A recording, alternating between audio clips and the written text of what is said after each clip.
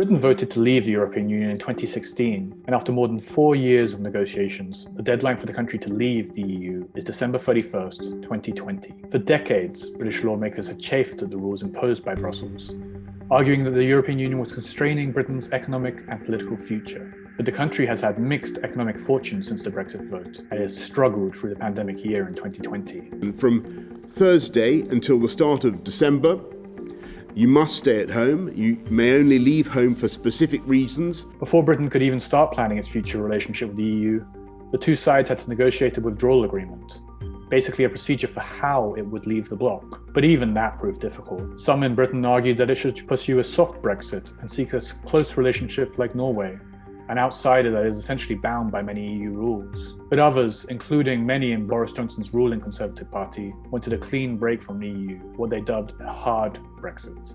This kind of ratchet clause they've got in to keep the UK locked in to whatever they want to do in terms of legislation, which obviously doesn't work. To make matters more complicated, Britain's Supreme Court decided in early 2017 that Parliament must have a say on any Brexit deal. Multiple agreements reached by the government of Prime Minister Theresa May with her European counterparts were then voted down in Parliament, and she ended up resigning without a deal in 2019. Johnson was elected Prime Minister in July 2019, and with a new election in December, he won a comfortable majority in Parliament that helped him get his withdrawal agreement through Parliament in January 2020. This led to the long-awaited Brexit Day on January 31st, 2020, when Britain formally Brexited and left the European Union. However, in reality, there were still many outstanding items on the agenda. Britain had not yet reached an agreement on its future relationship with the European Union. So even after Brexit Day, Britain entered into an 11-month transition period where it had to negotiate a trade deal and set out what its future relationship with the European Union would be.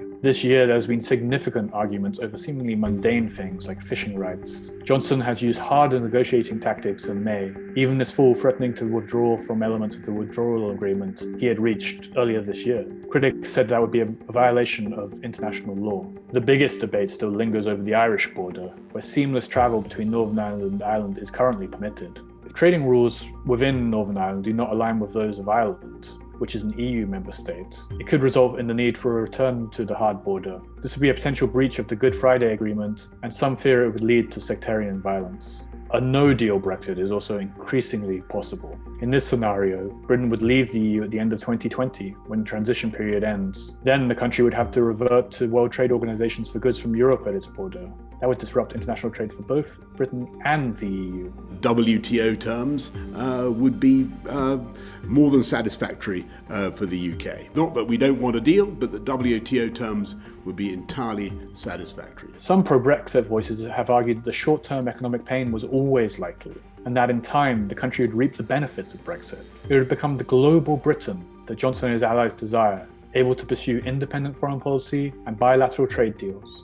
Some British officials have pointed to the country's speedy approval of the Pfizer vaccine as proof of how the country was no longer held back by European bureaucracy. But critics have also pointed out that the approval was granted under EU procedures that were already in place and will remain in place until the end of the year. In the years since the Brexit vote, polling agencies have asked the public regularly how it would vote in a second referendum. Most polls show a small but consistent majority preferred to stay in the EU.